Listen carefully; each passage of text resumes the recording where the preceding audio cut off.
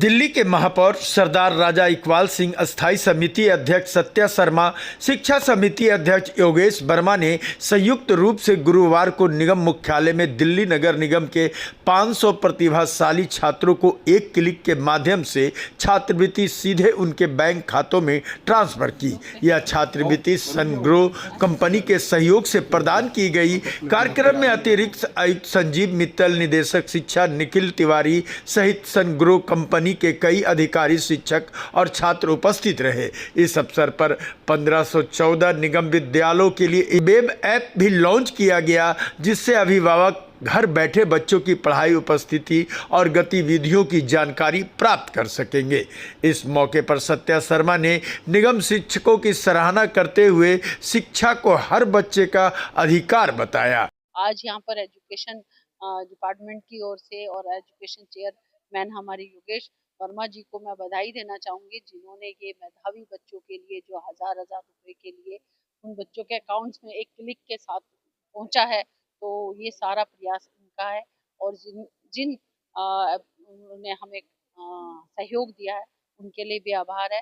और एजुकेशन में इससे पहले इतने सारे काम कभी नहीं हुए। जैसे हमने ऐप एक बनाई है जिसमें बच्चों का होमवर्क, उनकी प्रेजेंस, उनका जो काम है, उनकी सारी डिटेल्स पेरेंट्स को घर बैठे मिलेगी। वहीं योगेश वर्मा ने कहा कि आधुनिक तकनीकी के माध्यम से शिक्षा को और बेहतर बनाया जा रहा है तथा QR कोड से भी स्कूल गतिविधियों की जानकारी उपलब्ध होगी। मैंने निगम जो है शिक्षा विभाग का चेयरमैन बनने के बाद एक बात का अनुभव किया कि निगम के अंदर बहुत से ऐसे चेहरे हैं, बहुत से ऐसे रतन हैं, उनको तराशने वाला चाहिए। और ये निश्चित रूप से बिल्कुल ठीक निकला कि आज हमारे पास इतनी प्रतिभा है, इतने अच्छे बच्चे हैं और उनको जब अगर आप देखेंगे तो उनको सिर्फ चाहिए तो कोई रास्ता दिखाने वाला। और आज मैं बधाई देना चाहता हूँ जिस प्रकार से NGO, जिस प्रकार से संस्थाएं हमारे साथ जुड़ रही हैं और उन्होंने प्रत्येक मेधावी छात्र को 1000 रुपये दिए हैं। तो एक ये प्रयास था, ये चाहे पैसा एक छोटा हो सकता है लेकिन एक प्रोत्साहन बहुत बड़ा है कि बच्चे आगे बढ़ेंगे। जब बच्चों को ये महसूस होगा कि अगर हम कुछ काम करेंगे, कुछ अच्छा पढ़ेंगे तो हमें इस प्रकार से प्रोत्साहन।